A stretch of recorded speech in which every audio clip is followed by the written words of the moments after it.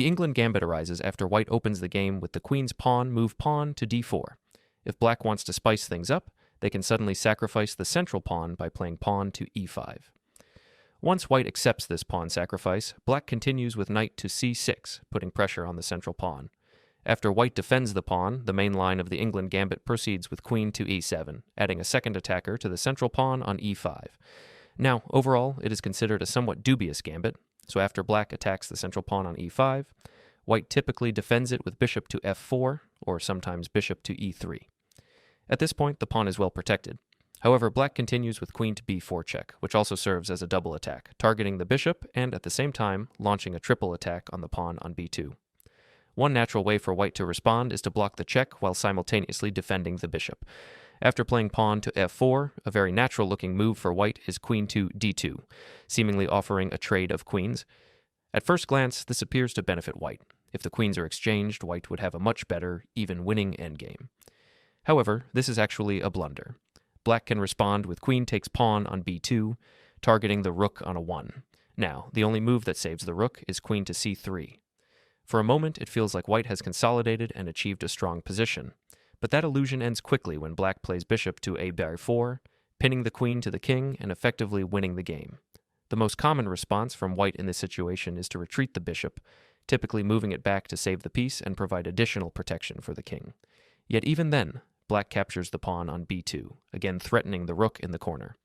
White might then try bishop to c3, aiming to both defend the rook and drive away the queen. However, this is another losing blunder. Why? Because of bishop to b4, which is the main tactical trap of the entire Englund Gambit.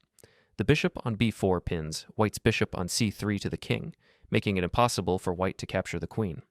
The bishop is pinned and cannot move. As a result, black now threatens to capture either the rook on a 1 or the bishop on c3, and white is powerless to stop it.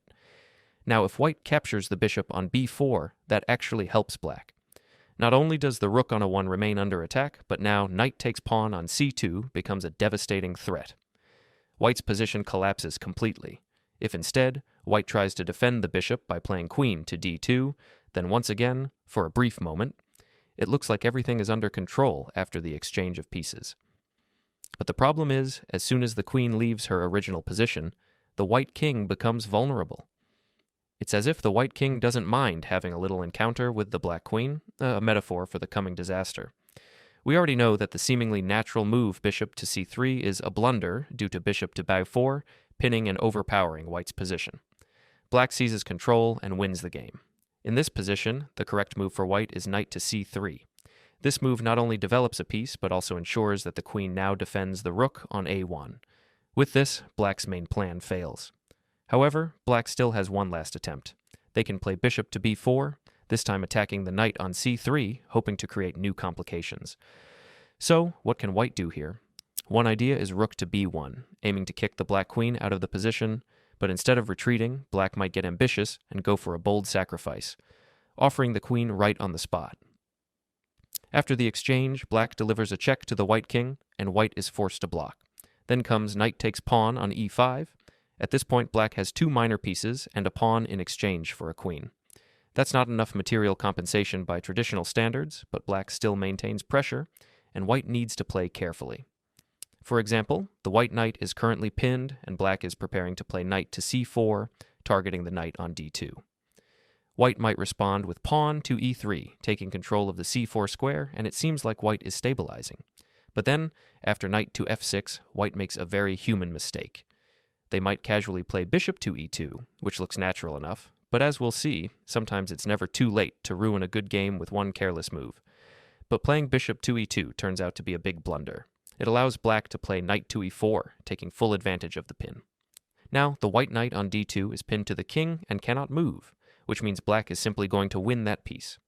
To avoid this, white should have developed the bishop to d3 instead of e2. That way, the bishop would control both critical squares, c4 and c4, the 2 key destinations black's knight is aiming for.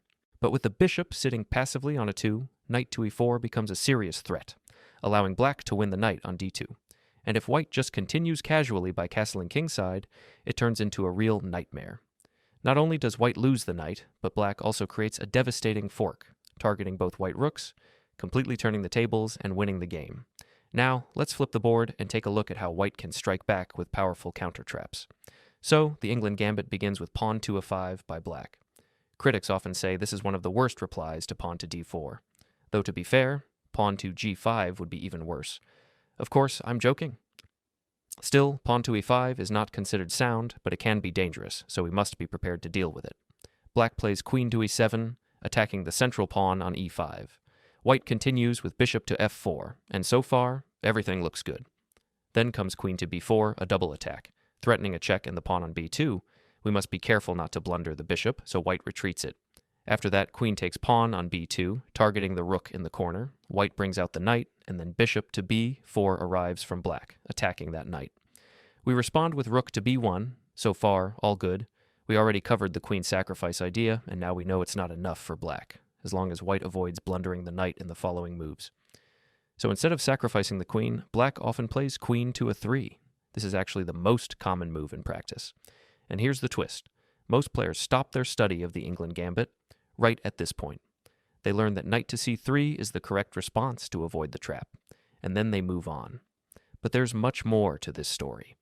Usually white thinks, okay, now I know how to refute the Englund Gambit, but in reality it's not that simple. If you continue the standard line, bishop to b4, rook to b1, queen to a3, you might wonder, what comes next?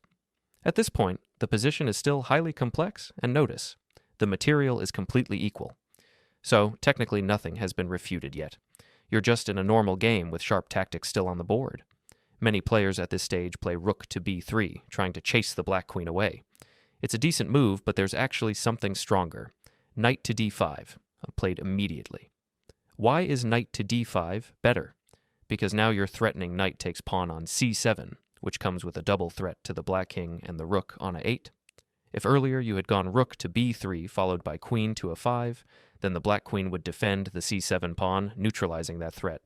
But by playing knight to d5 right away, you avoid giving black that chance. After the exchange, since the bishop on b4 is also under attack, black finds themselves in a difficult position with no easy way to defend. Now black might try one last trick, queen to a2, attempting a sneaky counterattack. But you simply move the rook out of danger, and the main threat still stands.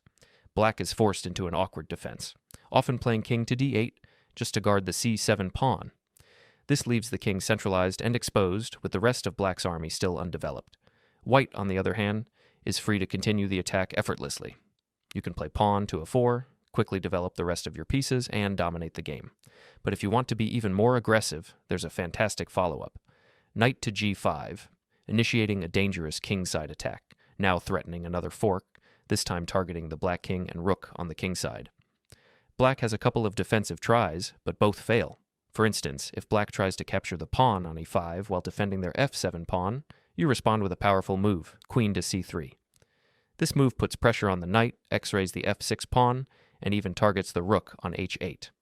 If black tries to defend the knight, it's the beginning of the end. You sacrifice the second knight, break through, and finish the game in style. Thanks for watching.